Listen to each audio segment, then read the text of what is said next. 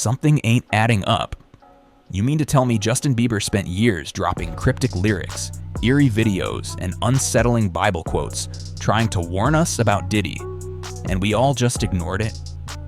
Now that Cassie cracked the lid wide open on Diddy's freak parties, folks are finally asking the right questions.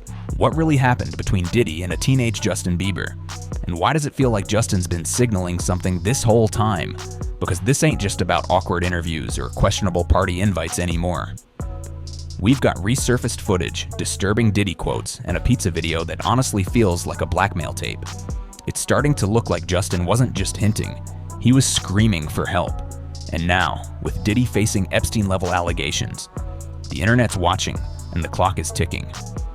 Let's start with the video that sent conspiracy Twitter into overdrive. On the same day, Cassie testified in court, detailing how Diddy allegedly taped her without consent at those infamous freak-off parties.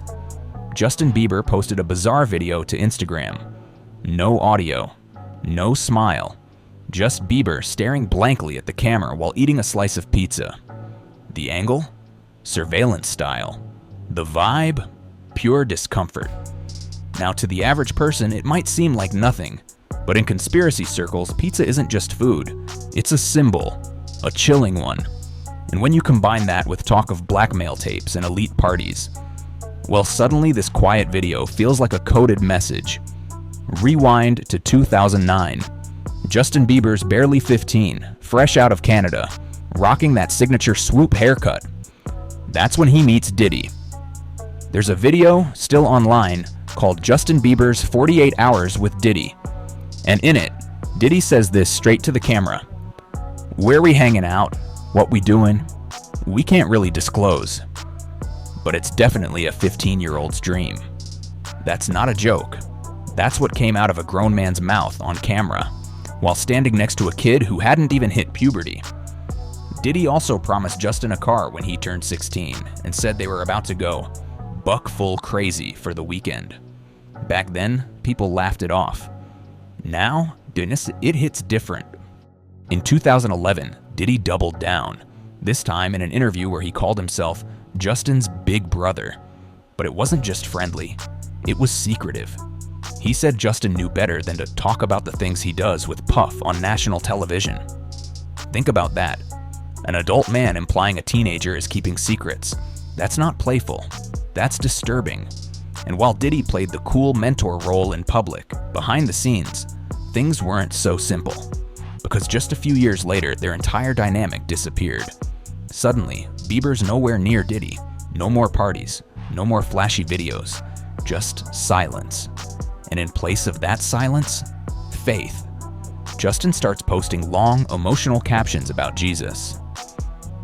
In one Instagram story, he asks himself, "How can I really believe Jesus is with me?" Then answers, "Healing, restoring all that the enemy tried to destroy and steal." Who's the enemy? This came before Cassie went public, before the lawsuits, before the blackmail claims. So why was Bieber speaking like someone under attack years ago? In 2020, Bieber drops Yummy. Critics hated it, fans were confused, but no one really looked closely. The video shows a creepy dinner party with Bieber surrounded by rich old men, kids dancing, and giant cakes. At one point, his own face is literally served on a platter. At the time, people chalked it up to weird art. But now, people are revisiting that video, and they're not laughing, because those visuals line up eerily with the kind of parties Cassie and others described. And some theorists linked the imagery to Geo Forbes, a controversial artist known for disturbing dinner table photos involving women and kids. Guess who he's allegedly friends with? Rachel Chandler, who some claim is connected to both Epstein and Diddy through Midland Agency. Then there's the family response. Justin's father-in-law, actor Stephen Baldwin, suddenly goes online asking people to pray for Justin and Haley. Timing? Just as Diddy's darkest allegations hit the news. Why would a public figure ask for prayers for someone rich, healthy, and supposedly fine, unless he knew something the public didn't? Insiders say Bieber was spiraling, that he was shaken by Diddy's arrest, and went into a dark mental space. And that leads us to the next twist. Despite earning nearly $1 billion in his career, Bieber sold his entire music catalog for $200 million. Why? TMZ reported that Justin was $24 million in debt to AEG after canceling his Justice tour. He only made one repayment, then allegedly ghosted them. Scooter Braun's team claims he still owes over $9 million and may never pay it back. So what happened? Burnout? Or did trauma finally catch up with him?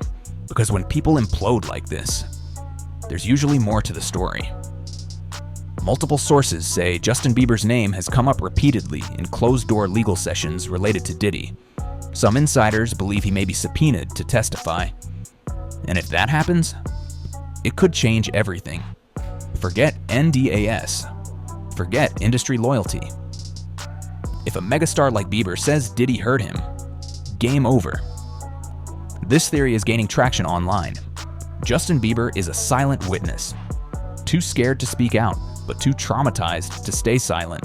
So instead, he uses symbols, religious posts, music videos, creepy content that doesn't make sense, unless you know the context. And when you look at everything together, he's been saying something. He just hasn't used words. Even Diddy's own children are silent.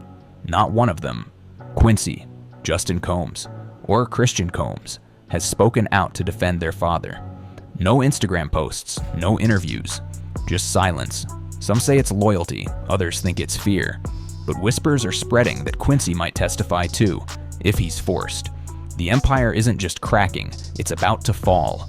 If Justin speaks publicly, really speaks, it's over. The pizza video, the cryptic lyrics, the creepy, yummy visuals, all of it suddenly makes sense. All of it becomes evidence. Theories that once lived on Reddit now sit at the center of a federal investigation. Blackmail tapes, secret parties, grooming rumors. And if Bieber confirms them, that dam breaks. And Diddy won't be the only one washed away. Because here's the truth. Bieber may not be alone. Other celebrities have hinted at the same darkness. Corey Feldman, Kanye West, even Macaulay Culkin. They've all dropped breadcrumbs about predators in power, about elite-level abuse in plain sight. The industry protects its own. But when one domino falls, the rest start trembling. For over a decade, Scooter Braun was the man behind the Bieber machine. He discovered him, managed his career, controlled the media narrative. But lately, Scooter's been ghosting the spotlight. He sold his major music assets, let go of huge clients, quietly stepped back. Why now? Some insiders believe Scooter knows more than he's letting on, and if Bieber testifies, Braun's name might come up too. Is he pulling away because he's scared? Or because he knows the industry storm that's coming? The behavior, the timing, the tone. Bieber's strange posts, surveillance-style content, and ghost-like public presence have fans wondering, is he still being watched? Some believe Justin isn't just avoiding the spotlight. They think he's not allowed to speak. Powerful figures, NDAS, threats, pressure. And if that's true, if Bieber is still under some kind of control, then every cryptic post, every Bible quote, every silent video is a scream for help. The question is, are we finally listening? Diddy's facing the biggest scandal of his life. The legal walls are closing in. And somewhere out there, Justin Bieber is deciding whether to stay silent or burn it all down. If he talks, how many others will fall? And how many more victims are still out there, praying someone finally listens? If you made it this far, drop a comment. Justin tried to warn us. Like the video. Share it with someone who still thinks this is all a coincidence. And don't forget to subscribe, because this story isn't over. We're finally listening.